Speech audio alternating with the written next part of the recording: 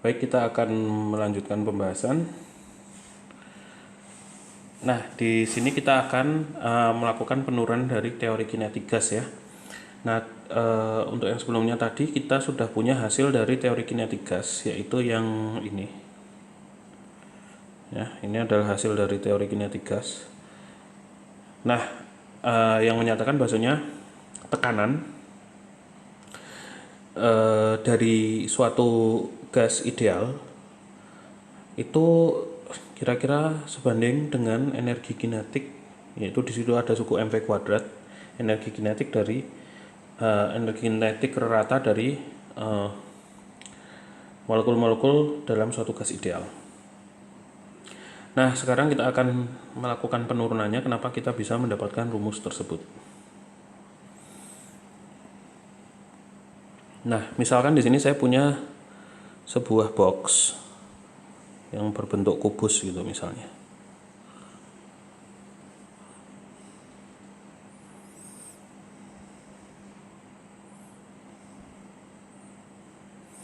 Nah, box ini diisi oleh partikel-partikel gas ideal, ya, yang memiliki kecepatan yang acak. Jadi mereka memiliki vektor kecepatan yang acak.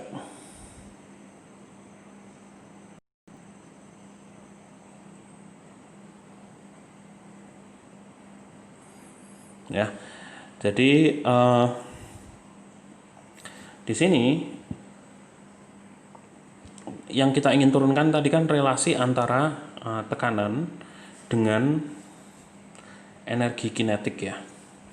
Nah, seperti yang sudah kita pernah pelajari di dalam materi tentang tekanan hidrostatis, maka yang namanya tekanan itu definisinya adalah gaya per satuan luas, gitu ya. Nah, ini kita juga akan berangkat dari definisi tekanan ini, atau kita akan menggunakan definisi tekanan ini untuk menurunkan hasil dari teori kinetik gas. Nah, sekarang di sini saya punya satu buah besaran F gaya dibagi dengan luasan. Nah, luasannya itu yang mana? Luasannya itu adalah kita akan ambil luasannya ini yang sebelah kanan ini, dinding kanan. Sehingga saya akan mengukur tekanan di sebelah dinding yang kanan itu akibat akibat molekul-molekul yang ada di situ. Nah, lebih tepatnya di sini kemudian ada besaran F gaya ya. Nah, gaya di sini apa? Gaya itu berasal dari tumbukan partikel terhadap dinding yang saya arsir di sebelah kanan itu. Jadi kalau misalnya saya gambarkan dindingnya di sini di bawah dengan lebih besar gitu ya. Ini adalah dinding yang kita bahas tadi di atas. Ini dihapus dulu.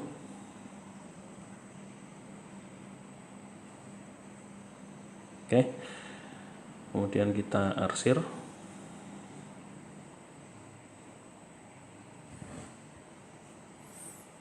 Nah, ini adalah dindingnya ya. Misalnya ini adalah dinding kontainer yang sebelah kanan. Nah, tentu di antara partikel-partikel itu akan banyak yang menumbuk dinding di sebelah kanan itu. Jadi misalnya ini partikelnya. Dia punya kecepatan ke arah, ada komponen kecepatan ke arah kanan sampai dia menembuk dinding di suatu titik. Kemudian dia akan terpantul lagi.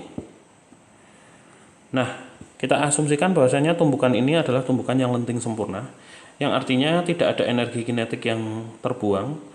Dan kalau kita lihat dari komponen kecepatan arah X, jadi sebenarnya yang menyebabkan dia menumbuk dinding di sebelah kanan itu adalah komponen kecepatan ke arah X dari partikel ini. Jadi dia punya komponen kecepatan ke arah X.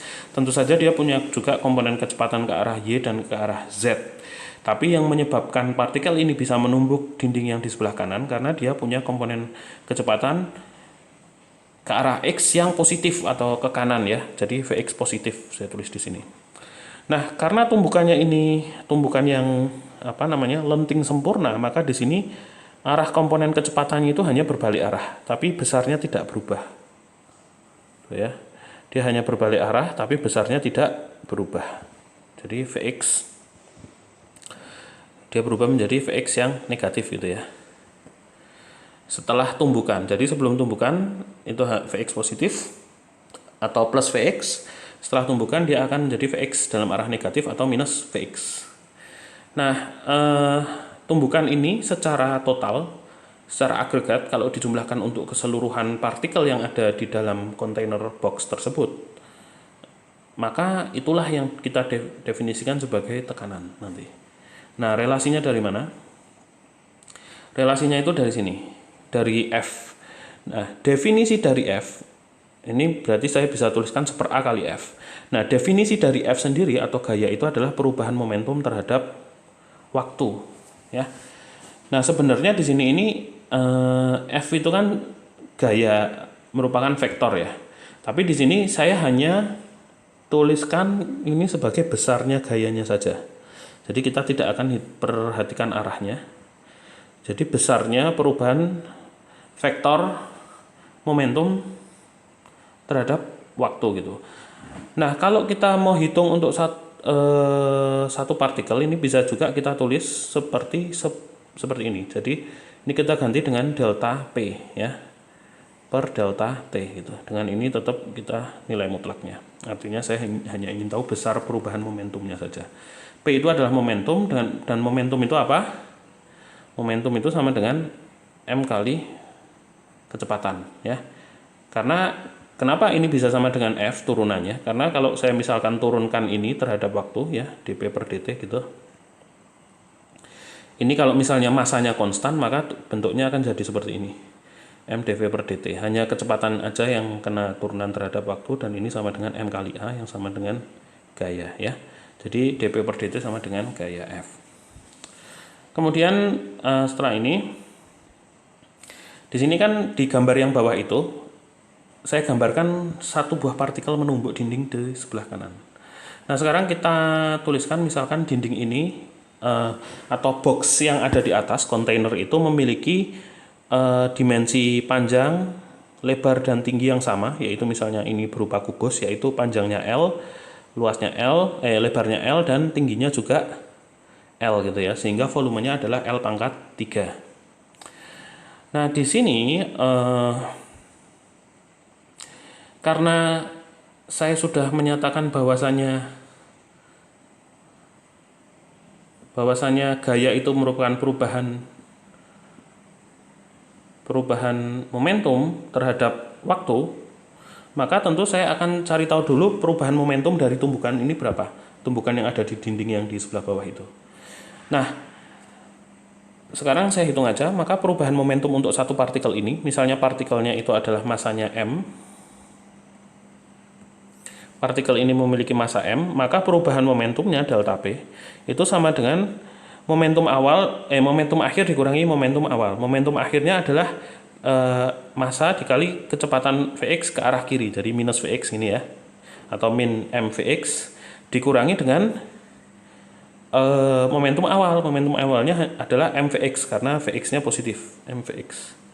Sehingga ini besarnya adalah minus 2 mvx gitu ya. Tentu saja kalau besarnya delta perubahan momentum, tolong Anda perhatikan di sini sebenarnya dia vektor momentum dan ini P kecil. Jangan bingung dengan yang ada di sini, ini adalah P besar. P besar ini adalah tekanan ya tadi.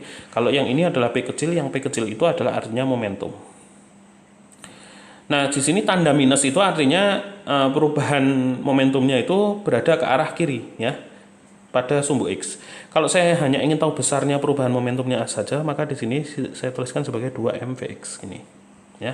Ini saya sudah dapat. Sehingga tadi tekanan, definisi dari tekanan itu saya bisa tuliskan sebagai 2 mvx dibagi dengan delta T itu. Kemudian ada A di sini ya, A. Kan F per A ya. Ini baru M. Ini hanya definisi dari yang di atas tadi. Oke. Nah, berikutnya ini hanya istilahnya tuh gaya, atau misalnya kita belum definisikan tekanan dulu, karena tekanan itu sebenarnya kan apa namanya fenomena yang merupakan agregat atau kumpulan dari banyak fenomena kecil. Jadi sebaiknya di sini kita definisikan hanya F-nya dulu saja ya. F-nya dulu saja. Jadi ini akan kita hapus. Ini adalah definisi dari gaya atau delta P per delta T ya. Ini kita. Jadi nanti terakhir baru untuk menjadikan dia ke arah momen tekanan baru kita akan bagi dengan A. Jadi ini adalah F, besarnya F gitu. Kita geser dulu sama dengan delta P per delta T atau perubahan momentum terhadap waktu sama dengan ini. Dengan delta P per delta T-nya ini adalah yang sama dengan yang atas itu. Nah, ini sama dengan yang di stabilo kuning tadi itu ya. Oke. Nah, sekarang kita lihat ini misalnya hanya tumbukan dari atau gaya yang diberikan oleh satu buah partikel kepada dinding yang sebelah kanan ya. Jadi ini gaya hanya dari satu buah partikel saja. Sehingga misalnya ini gaya dari partikel yang ke I gitu. Misalnya partikelnya kan banyak, mulai dari 1, 2, 3, 4, 5 sampai sekian ratus ribu gitu misalnya, atau sekian juta partikel. Maka ini misalnya hanya merupakan gaya tumbukan dari partikel yang ke I. Jadi saya kasih di sini indeks ke I ya. Di sini saya kasih keterangan gaya pada dinding kanan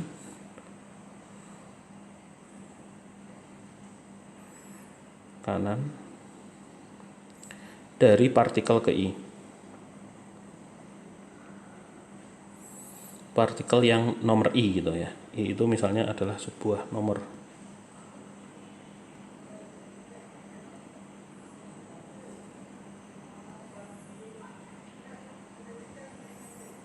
Oke. Nah, sekarang untuk mendapatkan gaya total tumbukan dari seluruh partikel yang ada di dalam volume kontainer dengan volume L pangkat 3 itu yang saya gambarkan kubus di atas itu, maka harus saya jumlahkan untuk keseluruhan partikel yang akan menumbuk dinding kontainer yang sebelah kanan. Nah, sekarang seberapa banyak sih partikel yang akan menumbuk partikel di sebelah kanan itu? Nah, sekarang kita asumsikan seperti ini. Kita asumsikan bahwasanya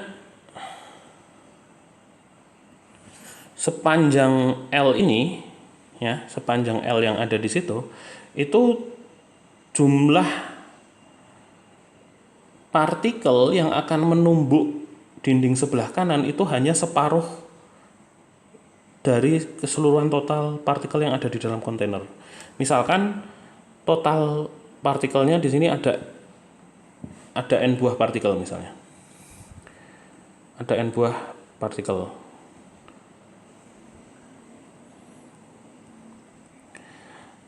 Nah, di sepanjang L yang saya arsir hijau di dasar kubus tersebut, itu yang akan menumbuk dinding sebelah kanan itu hanya separuhnya. Kenapa? Karena kita anggap di sini setengah dari keseluruhan partikel itu punya komponen X ke arah positif, dan setengahnya lagi, setengah dari N, nah ini titik 2, itu memiliki komponen kecepatan X tapi arahnya ke arah negatif. Jadi separuh-separuh karena dia acak, benar-benar acak dan homogen. Jadi kira-kira separuh jumlah dari partikel akan bergerak ke arah kanan, punya komponen gerakan ke arah kanan, dan separuhnya lagi punya komponen gerakan ke arah kiri. Sama juga separuh lagi punya komponen gerakan ke arah atas dan ke arah bawah, dan separuh-separuh itu ke depan dan ke belakang gitu ya. Nah, karena kita anggap kecepatannya itu terdistribusi secara homogen, acak dan homogen gitu ya. Jadi semacam kalau Anda mau melemparkan sebuah koin, maka antara kepala dan ekor dari sisi koinnya itu akan punya probabilitas setengah-setengah ya kan. Nah ini juga sama. Jadi setengah dari keseluruhan partikel itu akan memiliki komponen kecepatan x ke arah positif atau ke kanan, dan setengahnya lagi akan memiliki komponen kecepatan x ke arah kiri. Nah ya kan gitu. Nah sekarang peluang untuk satu buah partikel setidaknya menumbuk dinding di sebelah kanan sekali itu kalau dia itu bisa menempuh jarak L dalam rentang waktu delta T misalnya gitu. Jadi misalkan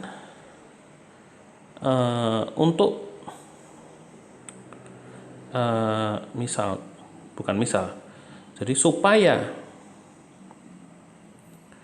dalam sepanjang L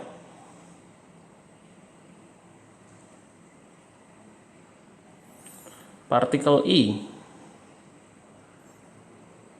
yang nomor I gitu, yang ke I menumbuk dinding kanan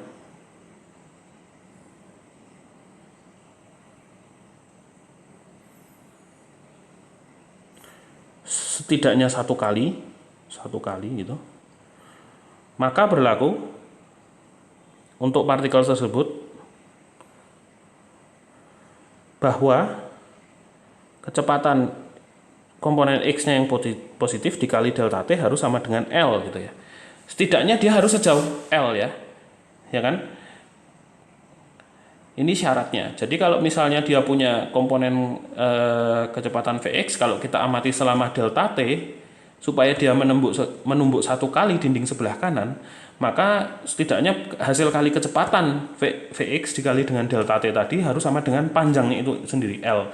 Baru dia bisa menumbuk dinding kanan dalam waktu delta T sekali tumbukan. Tentu saja kalau untuk partikel-partikel yang lebih dekat kepada dinding kanan, yaitu tetap berlaku, dia hanya menumbuk sekali. Kalau yang paling jauh itu hanya menumbuknya bisa sekali, maka yang paling dekat itu pun menumbuknya juga akan sekali saja di dinding tersebut ya, sekali tumbukan.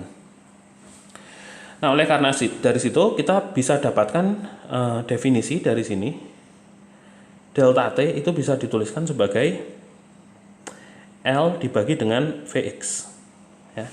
Nah, delta T yang ada di sinilah yang akan kita substitusikan ke atas sini. Enggak jelas ini warnanya. Delta T ini yang akan kita substitusikan ke delta T yang sebelah atas ini ya. Sehingga tumbukan dari satu buah partikel ke I tadi itu akan menghasilkan rumus yang seperti ini.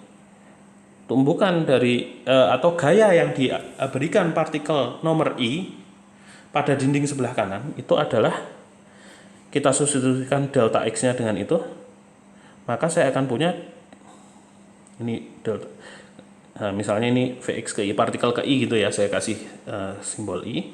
Ini sama dengan 2 mVx I kuadrat ya kan, dibagi dengan L. Nah itu intinya hanya saya substitusi saja. Ini adalah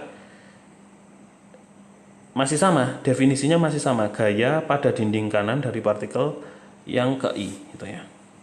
Nah kalau kita sudah dapat ini, maka kita ingin jumlahkan, saya ingin tahu gaya total yang menumbuk, gaya total dari tumbukan partikel itu yang dikenai pada dinding sebelah kanan. Gaya totalnya berapa sih? Tentu kita harus jumlahkan semua. Jumlahkan semua terhadap partikel yang menumbuk di dinding sebelah kanan. Maka saya punya gaya total itu sama dengan jumlahan dari I atau jumlahan seluruh yang menumbuk partikel ya, 2 mVx I kuadrat dibagi dengan L panjangnya tadi. Nah, I-nya ini dijumlahkan untuk berapa buah partikel, mulai dari partikel 1 sampai partikel N/2. Karena apa? Karena kalau partikelnya totalnya hanya ada N, maka yang menumbuk dinding sebelah kanan tadi kan hanya separuhnya, karena yang punya komponen kecepatan ke arah kanan itu hanya separuhnya saja. Nah, otomatis ini kita bisa tuliskan seperti ini. 2M per L jumlahan dari I1 sampai N per 2, gitu kan ya, dari VXI dikuadratkan. Nah, di sini saya akan berikan suatu definisi rata atau definisi dari rata-rata. Kalau saya punya rata-rata suatu objek, misalnya rata-rata dari suatu bilangan misalnya A, gitu ya, rata-rata dari suatu bilangan A, maka ini definisinya kan jumlahan seluruh AI, gitu kan, dibagi dengan jumlahan seluruh I, kan gitu. I totalnya ada berapa? Nah, ini yang akan kita tuliskan juga untuk rata-rata, definisi rata-rata dari Vx kuadrat. Jadi rata-rata dari Vx kuadrat itu sama dengan jumlahan dari keseluruhan I dari 1 sampai N per 2, nah, karena hanya N per 2 partikel yang menumpuk tadi, dari Vxi kuadrat dibagi dengan totalnya, kan jumlahannya tadi berapa? I-nya dijumlahkan dari 1 sampai N plus 2 kan, berarti totalnya di sini ada N per 2, sorry kok N plus 2, ada N per 2 gini ya. Jadi dari sini ini total keseluruhan partikelnya kan ada N per 2. Jadi dari sini kita bisa dapatkan relasi sigma I dari 1 N per 2 dari Vxi kuadrat itu sama dengan N per 2 kali rata-rata Vx kuadrat. Nah gini. Nah ini akan kita substitusikan ya. Jadi yang ada di sini itu kita akan substitusikan masuk ke sini. Oke. Sehingga saya punya gaya total yang akan dirasakan oleh dinding sebelah kanan itu sama dengan 2M per L dikalikan dengan N per 2 kali Vx kuadrat rata-rata gitu. Sehingga duanya ini saya bisa coret. Atau di sini saya punya M kali N Vx kuadrat ini dibagi dengan L. Bagi dengan L. Nah, ini adalah definisi dari gaya total yang menumpuk dinding sebelah kanan. Sedangkan tekanan tadi adalah definisinya adalah gaya total dibagi dengan A, gitu ya. Maka di sini A, luasan dindingnya itu apa? L kuadrat kan ya. Luasan dindingnya adalah L kuadrat. Jadi saya punya di sini M kali N Vx kuadrat ini dibagi dengan ini L panjangnya tadi dikalikan dengan A. Luasannya itu adalah L kuadrat, luasan luasan dindingnya itu kan L kuadrat.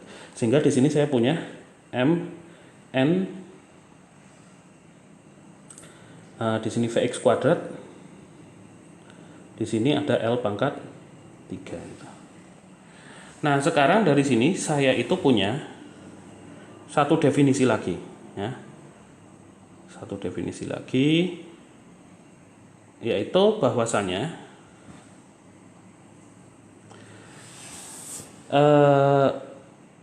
berlaku untuk kecepatan vektor kecepatan itu kan sama dengan vektor arah x topi plus komponen arah y topi komponen plus komponen arah z topi. Nah kalau saya kuadratkan itu kan berarti sama dengan Vx kuadrat plus Vy kuadrat plus Vz kuadrat. Kemudian kalau saya mau rata-ratakan, nah di sini saya mau rata-ratakan, saya lanjutkan di sini. V kuadrat di rata-rata itu sama dengan rata-rata dari Vx kuadrat plus rata-rata dari Vy kuadrat plus rata-rata dari Vz kuadrat. Nah ini kalau mau dirata-rata. Nah sekarang besarnya Vx kuadrat plus Vy kuadrat plus Vz kuadrat itu sama. Kenapa? Karena kan tadi intinya mereka ke arah X dan Y dan Z itu kan separuh-separuh. Artinya itu mereka punya rata-rata yang sama karena dia homogen sebarannya. Sehingga di sini itu sebenarnya semuanya bisa diganti juga dengan Vx kuadrat ya. Vx kuadrat, yang Vz itu juga bisa diganti dengan Vx kuadrat karena besarnya sama.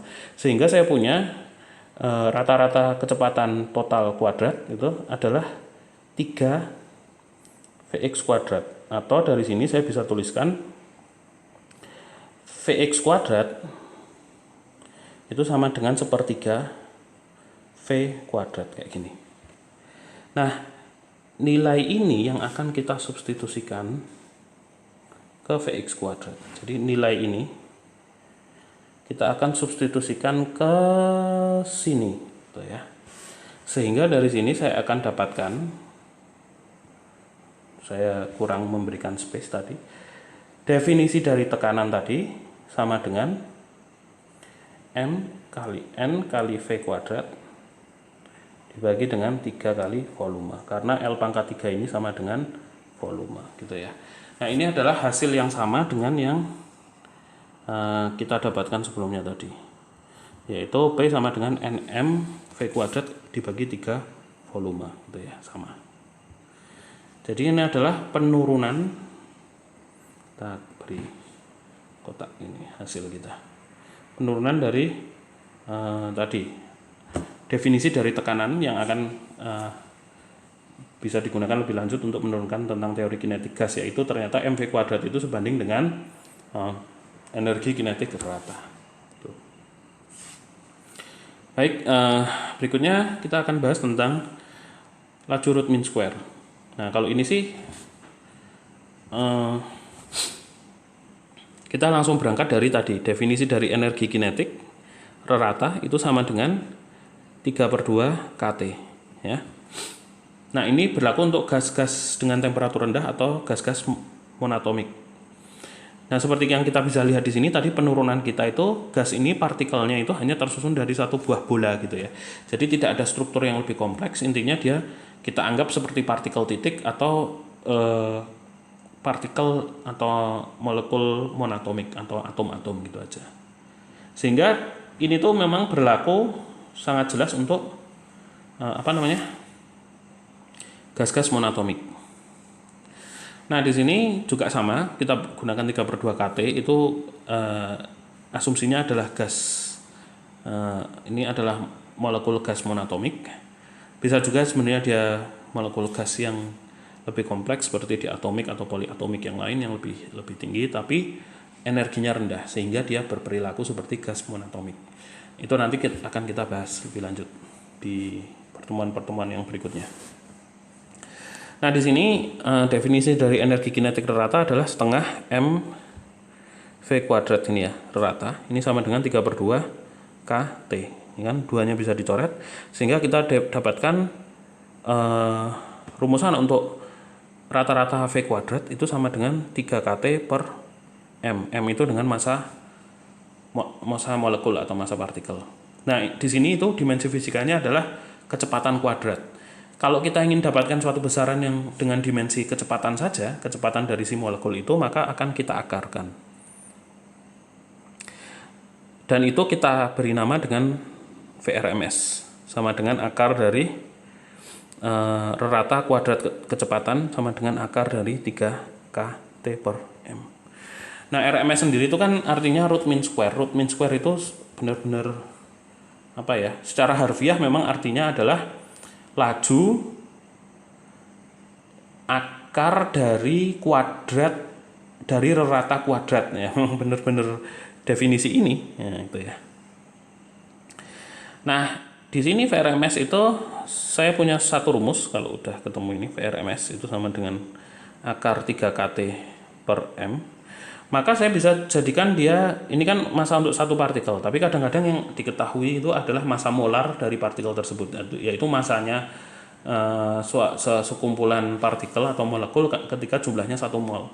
Maka saya bisa ubah dia dalam bentuk menjadi massa molar, massa partikelnya itu dengan cara mengalikan yang di dalam akar itu dengan bilangan Avogadro dibagi dengan bilangan Avogadro, yang sebenarnya berarti kan 1 ya, karena sama gitu.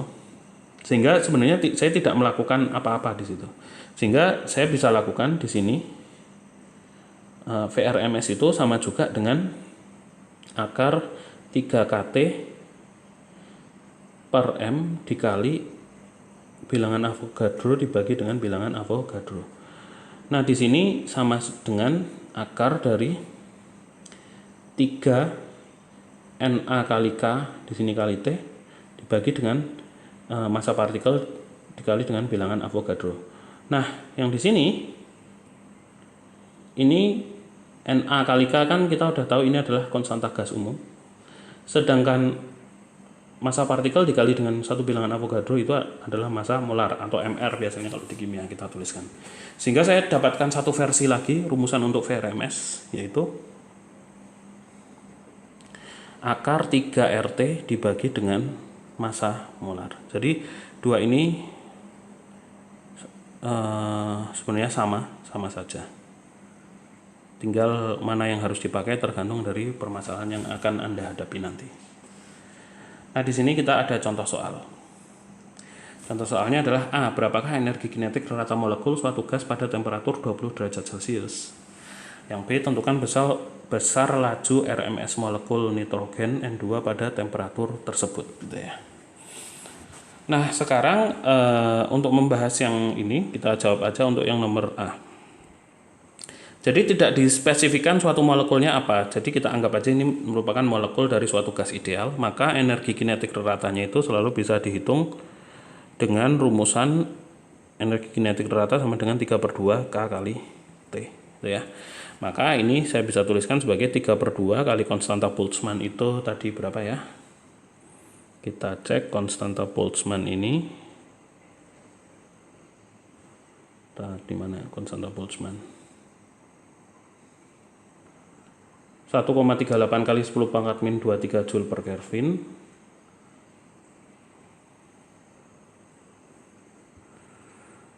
kali 1,38 kali 10 pangkat min 23 Joule per Kelvin gitu ya, kalau nggak salah. Kita cek lagi supaya yakin. Ya betul, 1,38 kali 10 pangkat min 23 Joule per Kelvin dikali dengan temperatur. Nah, temperaturnya di sini 20 derajat Celcius tapi harus dijadikan menjadi Kelvin, sehingga 20 derajat plus 273 sama dengan 293 Kelvin gitu ya, kali 293 Kelvin gitu. Kemudian Kelvinnya coret sehingga satuannya hanya tinggal Joule. Nah, ini kita bisa hitung pakai kalkulator.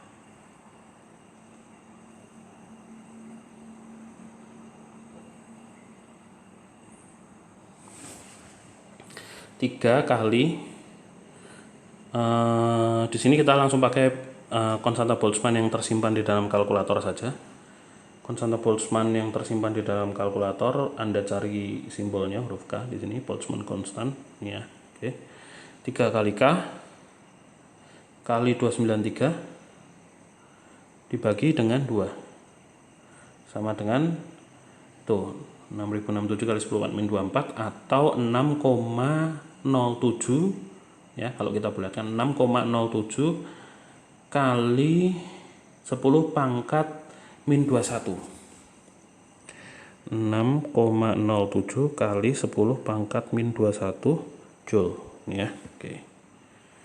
Nah, energi ini sangat kecil kali 10 pangkat min 21 itu. Tapi kalau kita konversi di pertanyaan B, tentukan besar laju RMS molekul nitrogen N2 pada temperatur tersebut, ini laju molekul nitrogennya akan jadi sangat besar karena massa molarnya itu kecil, atau bahkan massa molekulnya itu sangat kecil. Oke, jadi kita hitung saja di sini B. Misalkan gasnya itu berupa molekul nitrogen ya, maka berapakah laju RMS-nya gitu. Nah, kita kan udah dapat di sini VRMS tadi rumusnya apa? VRMS itu sama dengan akar 3 RT per MR. Kan bisa gini. Bisa juga kita dapatkan di sini dari energi kinetik itu kan sama dengan setengah massa ini kali V kuadrat ini ya. Kemudian kalau dari sini Anda mau gunakan rumus ini boleh, jadi tinggal dicari, dimasukkan itu, atau alternatifnya Anda bisa lakukan kayak gini, karena energi kinetiknya udah kita hitung ya, maka di sini V kuadrat sama dengan 2 kali energi kinetik, kan gitu. 2 kali energi kinetik dibagi dengan massa satu buah molekul nitrogen, N2. Jadi ini juga bisa dilakukan. Sekarang kita tinggal menunggu mencari massa molekul N2. Kita cari di internet. Kalau ini adalah molecular weight, kita udah dapat di situ di nitrogen mass. Kita cari di sini.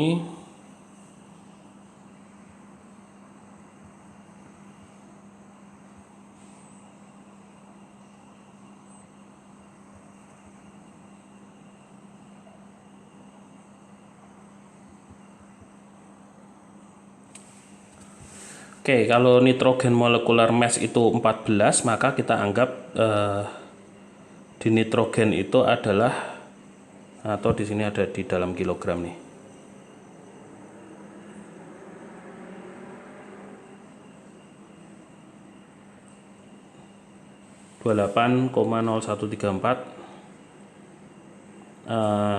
Kilogram per kilomol ya.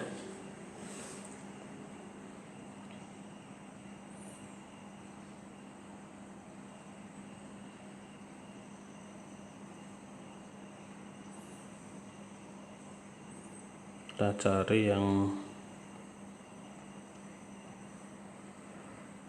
a mole of N2 represents 28 gram and Avogadro number is approximately sekian. So about,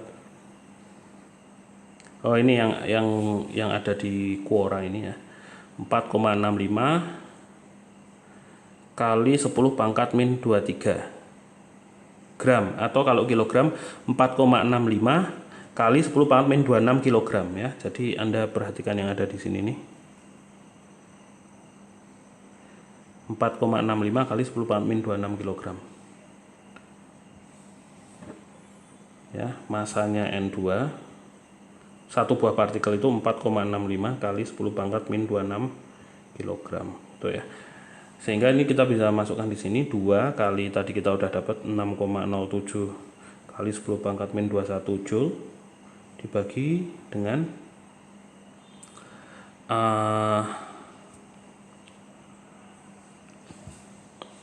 berapa tadi, 4,65 kali 10 pangkat min 26 kilogram ya. Tapi ingat, ini baru V kuadrat, padahal yang kita inginkan adalah VRMS, maka ini harus diakar. Ini juga diakar, ini juga diakar nanti. Sehingga VRMS nya itu sama dengan akar dari itu. Nah, kita hitung menggunakan kalkulator.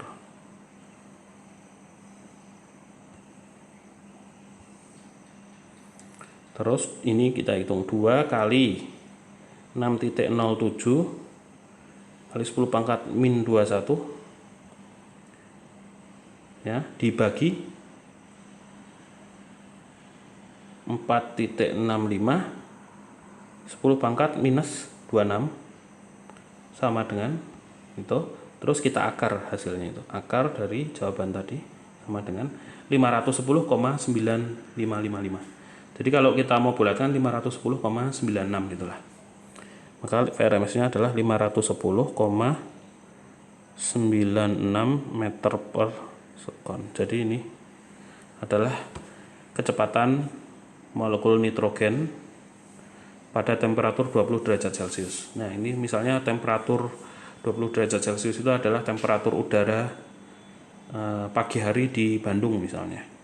Sehingga padahal hampir 70 sekian persen itu kan udara kita itu tersusun dari molekul nitrogen ini. Jadi sebenarnya di sekeliling kita itu diisi oleh molekul-molekul nitrogen, yang sebagian besar molekul nitrogen yang memiliki kecepatan sebesar 510,96 meter per sekon. Jadi ini kecepatan yang sangat tinggi.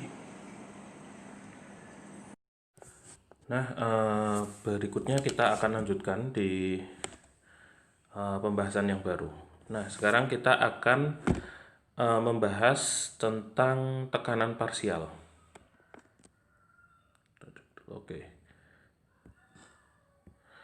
Nah, apa itu tekanan parsial? Jadi misalkan saya punya suatu kontainer gitu ya, suatu kontainer yang diisi oleh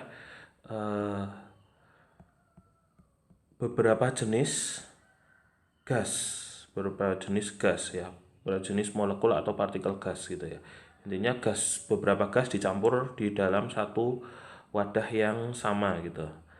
Jadi misalnya ini ada partikel gas yang warnanya merah dan ada juga partikel gas yang warnanya hijau di sini.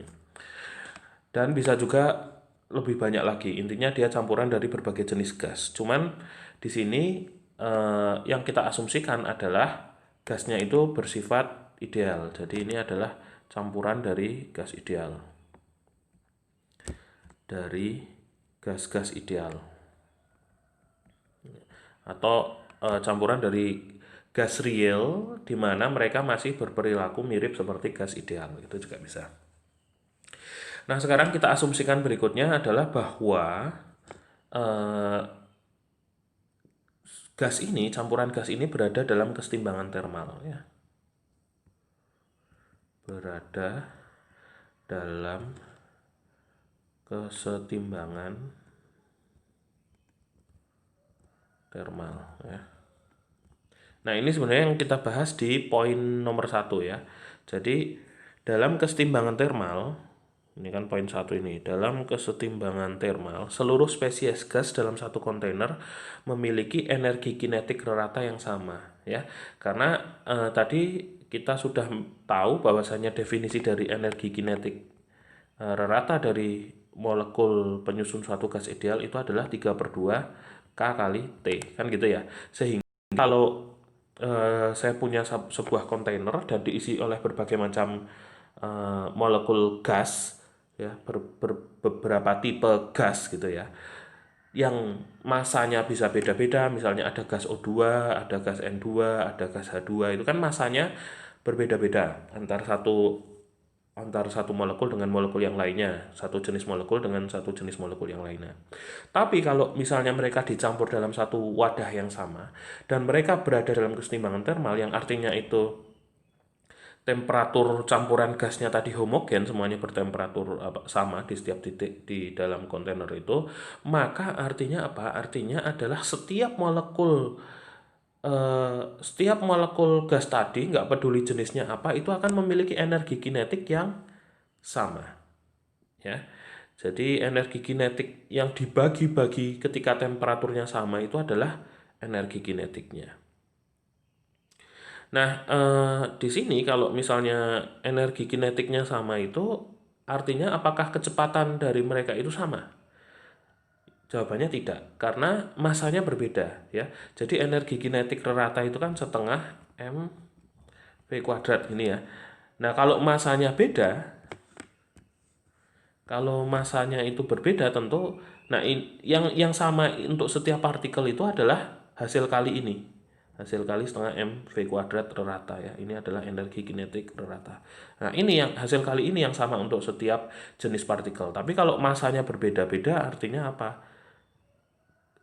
Rata-rata kuadrat kecepatannya harus menyesuaikan supaya hasil kalinya dari semua jenis molekul tadi memberikan hasil energi kinetik rata yang sama. Nah, di sini sekarang kita padahal tadi sudah punya kalau dari pembahasan tentang tekanan atau persamaan gas ideal lah, kita bisa berangkat dari persamaan gas ideal. Jadi kalau misalnya saya punya persamaan gas ideal P sama dengan misalnya nRT gitu ya kan, atau PV NKT gitu misalnya, kita pakai yang NKT dulu. Nah, di sini ada KT kan. Nah, KT ini kita bisa ganti dengan energi kinetik ya. Jadi kalau dari sini ya kita turunkan, maka KT itu sama dengan 2/3 dari energi kinetik rata molekul dalam gas ya. Jadi ini kita bisa tuliskan P kali volume 2/3 N dari energi kinetik rata gitu ya. Nah, sekarang kalau misalkan saya mau tampilkan dia dalam bentuk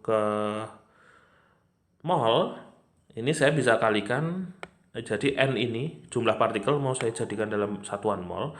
Ini saya bisa kalikan Na bilangan Avogadro per bilangan Avogadro gitu ya. Sehingga N jumlah total partikel dibagi dengan Na itu adalah jumlah molnya ya.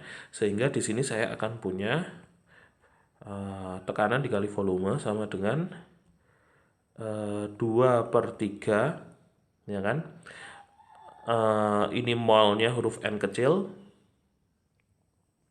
kemudian di sini ada Na kan gitu, dikali dengan energi kinetik rata. Nah kemudian kalau kita sudah punya relasi kayak begini, saya bisa pindahkan mol ini itu ke. Nah sekarang gini, kan tadi udah kita turunkan sebelumnya bahwa tekanan besaran yang namanya tekanan P itu adalah manifestasi dari tumbukan partikel-partikel gas terhadap dindingnya. Jadi tumbukan ini ke sini, tumbukan yang merah ke dinding atas. Misalnya kita amati yang dinding atas kan, misalnya ada yang ditumbuk oleh partikel hijau, ada yang ditumbuk oleh partikel merah gitu kan ya. Nah, tumbukan-tumbukan ini akan masing-masing jenis partikel itu karena secara rata-rata membawa energi kinetik yang sama, maka mereka akan memberikan satu jenis tekanan yang distintif, yang berbeda dengan jenis partikel yang lain ya. Nah, sekarang itu artinya apa? Jadi ada kalau untuk satu jenis partikel itu akan memberikan tekanan yang berbeda dibandingkan jenis partikel yang lain. Jadi partikel yang merah itu akan memberikan tekanan tertentu kepada tembok atau dinding-dinding kontainer, sedangkan partikel hijau juga akan memberikan tekanan yang berbeda pula. Nah, itu kita bisa lihat dari nanti rumus yang ada di sini. Nah, P itu kan di sini saya beri garis merah, itu adalah variabel yang bergantung pada jenis partikel. N, mol, jumlah mol dari partikel tentu bergantung pada partikelnya, banyaknya partikel, jenis partikel yang ada di dalam suatu kontainer ya. Jadi yang saya beri garis merah itu adalah sesuatu yang tidak konstan atau variabel yang bergantung pada jenis partikel yang kita pilih. Sedangkan di sini saya akan garis bawahi dengan menggunakan warna hijau. Yang warna hijau ini 2/3 ini apa? Konstan ya, suatu angka yang tidak berubah. Bilangan Avogadro itu apa? Konstan juga, suatu bilangan yang tidak berubah. Lalu energi kinetik rata ini juga konstan. Karena apa? Karena temperaturnya tadi setimbang. Kalau temperatur di dalam suatu sistem gas yang terdiri dari beberapa jenis gas itu temperaturnya konstan, maka energi kinetiknya juga konstan. Lalu volumenya juga konstan, kita anggap volumenya itu tidak berubah-ubah ya, jadi dalam suatu kontainer yang rigid. Sehingga yang merah akan saya bawa ke kiri ya. Yang merah akan saya bawa ke sebelah kiri, yang yang hijau akan saya bawa ke sebelah kanan persamaan, tanda sama dengan. Sehingga di sini saya akan dapatkan relasi yang bentuknya seperti ini. P dibagi dengan N, tekanan dibagi dengan mol, itu sama dengan 2 Na energi kinetik rata gitu kan, dibagi 3 volume. Nah ini sebenarnya juga sama dengan hasil yang kita dapatkan sebelumnya ya, rumus yang kita dapatkan sebelumnya, yaitu mari kita lihat.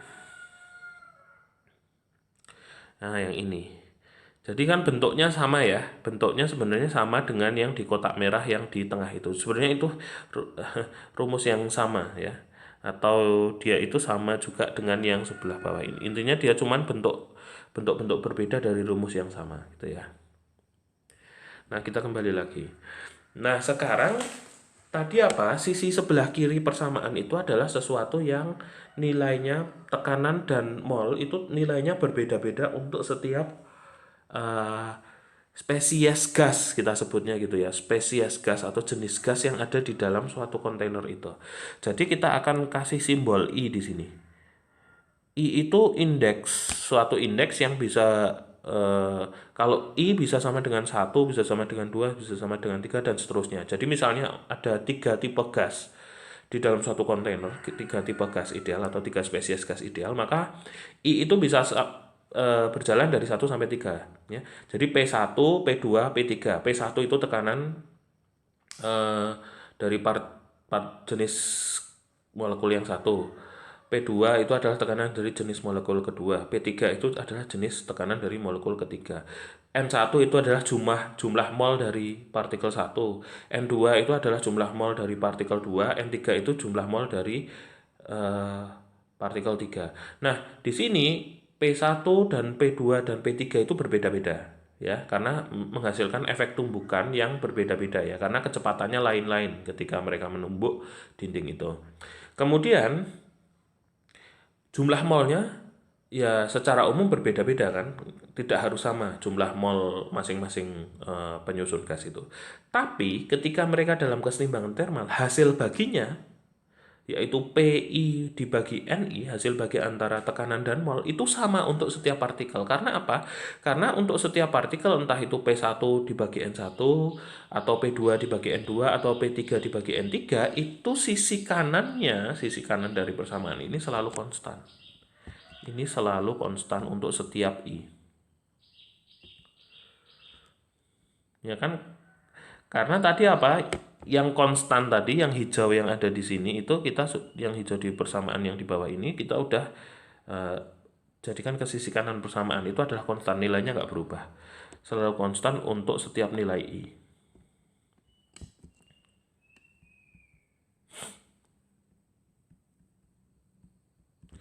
Yang artinya apa? Kalau itu konstan, maka saya akan punya berarti PI dibagi NI itu akan selalu sama untuk setiap I yang manapun gitu ya. Sehingga saya bisa tuliskan misalnya P1 dibagi N1 sama dengan P2 dibagi N2 sama dengan seterusnya sampai misalnya ada K buah partikel, PK dibagi NK.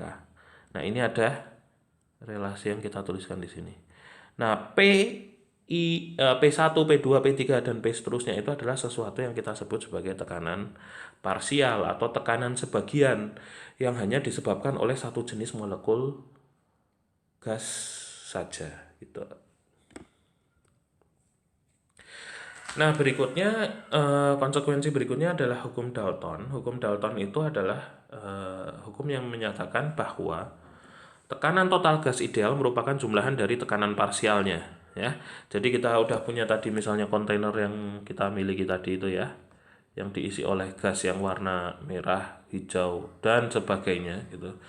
Kita gambarkan dua jenis gas aja. Misalnya yang merah itu akan memberikan tekanan sebesar P1 pada dinding. Misalnya yang merah itu memberikan tekanan P1 pada kontainer atau di dalam kontainer itu. Dan yang hijau itu memberikan tekanan sebesar P2, maka tekanan total yang dirasakan oleh dinding-dinding kontainer tadi tinggal dijumlah saja. Nah, ketika dua ini dijumlah itu adalah tekanan total.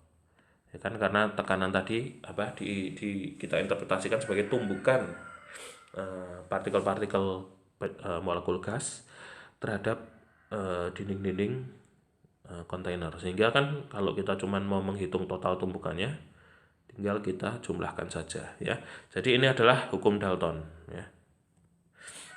Tekanan total dari suatu gas ideal itu adalah jumlahan dari tekanan parsialnya. Nah, berikutnya kita ada contoh soal.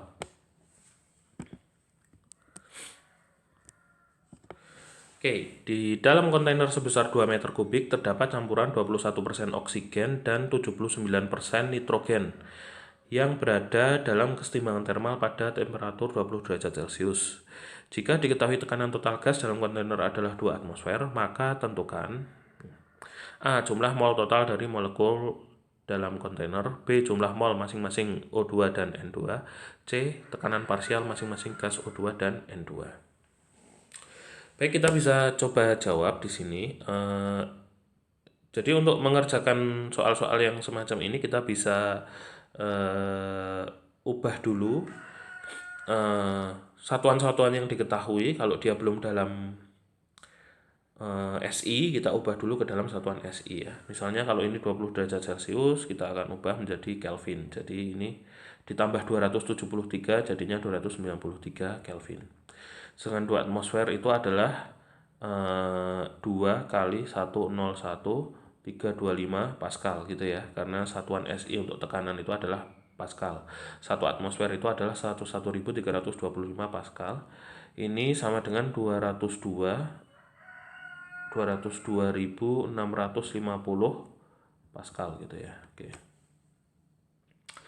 Nah sekarang kita cek pertanyaan yang pertama, yang A. Jumlah mol total dari molekul dalam kontainer.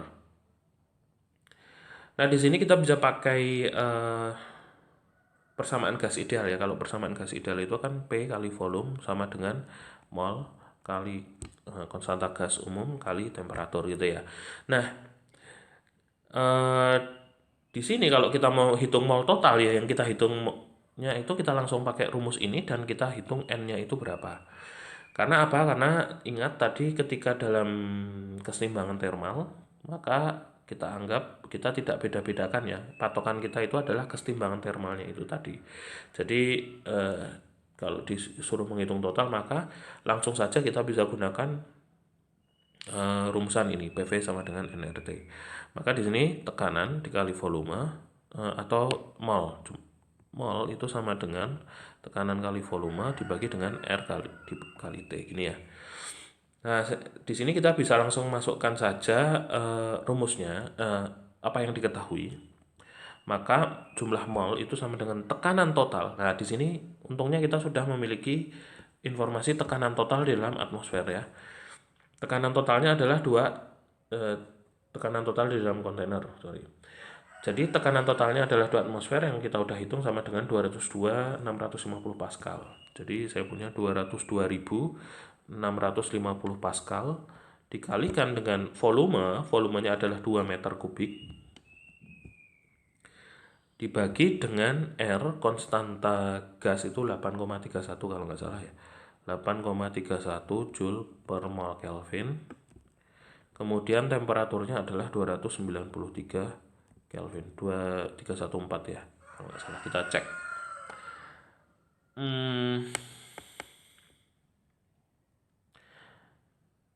Kita ceknya langsung di kalkulator saja. Sekalian kita hitung ya. Nah, di sini nanti hasil satuannya itu adalah mol. Kenapa? Kita bisa lihat di sini Kelvinnya bisa kita coret. Kemudian Pascal meter kubik itu sama dengan Joule ya. Jadi ini bisa dicoret. Ini sama dengan Joule. Sisanya satuannya tinggal mol. 1 dibagi 1 per mol itu kan jadinya mol ya. Sekarang kita hitung menggunakan kalkulator. Kalkulatornya belum ada.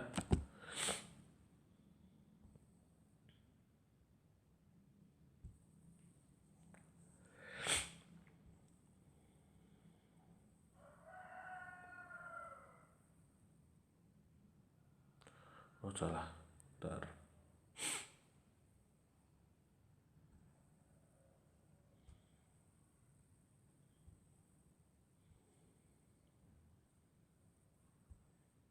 Nah, sekarang kita hitung di sini.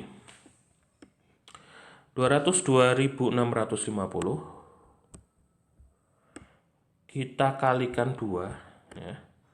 Dibagi dengan 293 Kelvin. Kemudian dibagi lagi dengan konstanta gas umum. Kita cari konstantanya di dalam kalkulator. Kalau kalkulator Anda kalkulator saintifik, biasanya sudah menyimpan konstanta-konstanta yang umum ya. Ya benar 8,314 ini ya konstanta yang ini. Konstanta molar gas konstan itu ya. Ups, kenapa ini tadi? Tak ulangi. 202.650 kali 2 dibagi 293 dibagi lagi dengan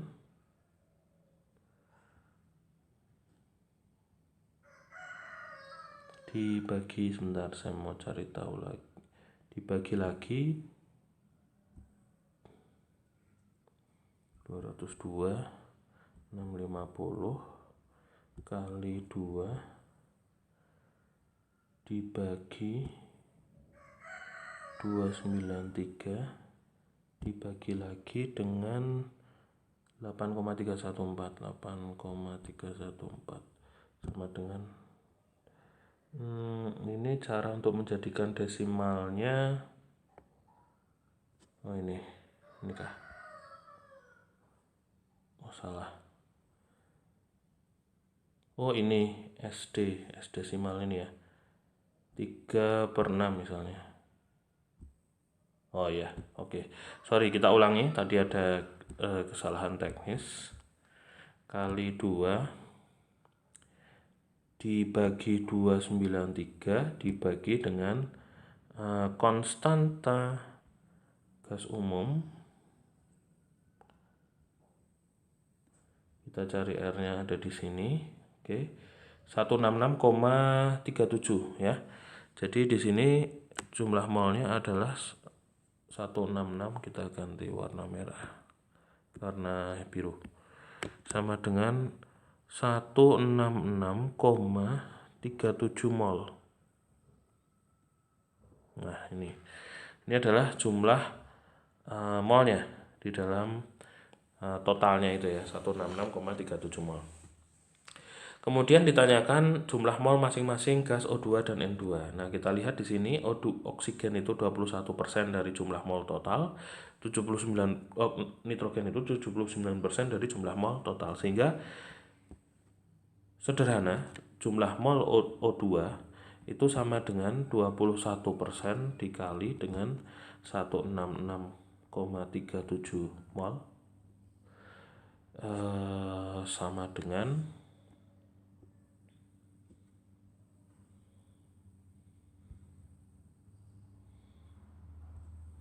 166,37 mol dikali 0,21,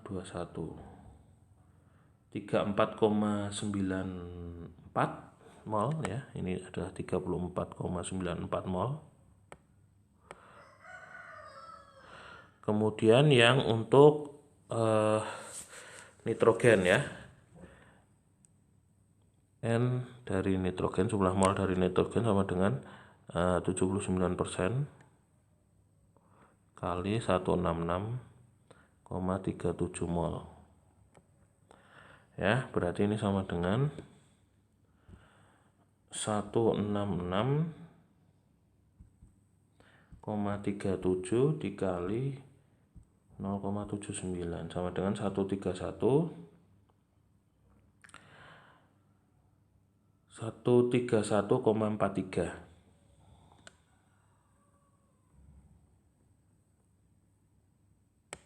Nah gitu. Nah ini jadi jumlah molnya masing-masing udah kita dapatkan juga. Kemudian yang terakhir adalah tekanan parsial masing-masing gas O2 dan N2. Jadi karena tadi kita itu hanya perbandingan, kita udah tahu dari perbandingan bahwasanya ini kita kerjakan di sini ya, C tadi kita tahu bahwasanya P1 per N1 itu sama dengan P2 per N2 kan gitu ya. Sedangkan dan ini kita misalnya ubah satu itu misalnya oksigen ya, tekanan dari oksigen dibagi dengan jumlah mol dari oksigen itu sama dengan tekanan dari nitrogen dibagi dengan jumlah mol dari nitrogen. Maka saya punya, sedangkan tekanan total itu sama dengan PO2 plus P dari N2 kan gitu ya. Tekanan totalnya kita udah dapatkan berapa tadi? Nah, tekanan totalnya itu 2 atmosfer ya kan. Ini tekanan total 2 atm. Jadi sebenarnya di sini kita udah dapatkan kalau dari sini itu PO2 misalnya. PO2 itu sama dengan NO2 kan itu dibagi jumlah mol dari nitrogen dikali tekanan dari P nitrogen. Jadi saya bisa masukkan ini PO2 itu rumusan ini masuk ke sini misalnya, ya, sehingga saya dapatkan tekanan total itu sama dengan NO2 dibagi dengan jumlah mol dari N2 dikali dengan P nitrogen plus P nitrogen, ya. Ini efeknya ke sini. Sehingga tekanan total itu sama dengan NO2 per NN2 dikeluar ini plus 1 itu kan. Di sini tekanan N2. Nah, ini kita udah bisa tahu tekanan N2, ya. Berarti tekanan N2 tinggal ya kita masuk, kalau ini kita mau masukkan angkanya, maka tekanan total sama dengan NO2 tadi kan perbandingannya ini 21% ya. Ini 21% dari yang total. Yang ini adalah 79% dari yang total plus 1. Ya kan? Ini tekanan N2. Sehingga ya kalau kita mau hitung, ini kita ke samping sini ya.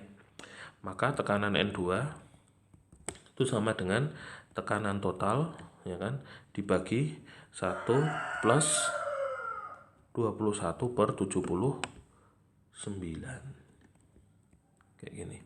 Ini 2 ATM gitu. Kita dalam ATM saja.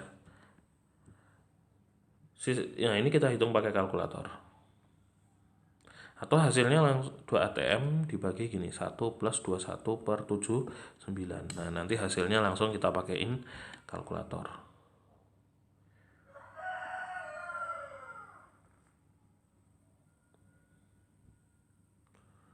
AC berarti saya punya 2 atmosfer dibagi 1 plus, ya kan, 21 dibagi 79 dikurung 1,58 atmosfer. Sisanya berapa PO2? Ya tinggal 2 dikurangi itu, ya.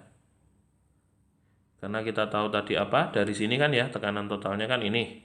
Maka dari sini saya udah punya, dari sini tekanan totalnya adalah 2 atmosfer sama dengan tekanan dari O2, PO2 plus PN2-nya 1,58 atmosfer kan gitu ya. Sehingga tekanan dari gas O2 itu sama dengan 2 ATM dikurangi 1,58 atmosfer. Sama dengan di sini 2 kurangi 158 ini 2, 10, 6 ini jadi 4 gitu ya, 0,42 atmosfer. Kalau mau dijadikan Pascal ya tinggal dikali 101.325 Pascal. Oke, kita cek dulu ini 8, 10, 6, 10, 1, 2. Ya betul. Jadi ini kita udah dapatkan tekanan dari oksigennya 0,42 atmosfer, tekanan dari nitrogennya adalah 1,58 atmosfer. Baik, ini adalah contoh dari tekanan parsial. Kita cukupkan untuk kuliah ini. Kita akan lanjutkan di pertemuan berikutnya. Wassalamualaikum warahmatullahi wabarakatuh.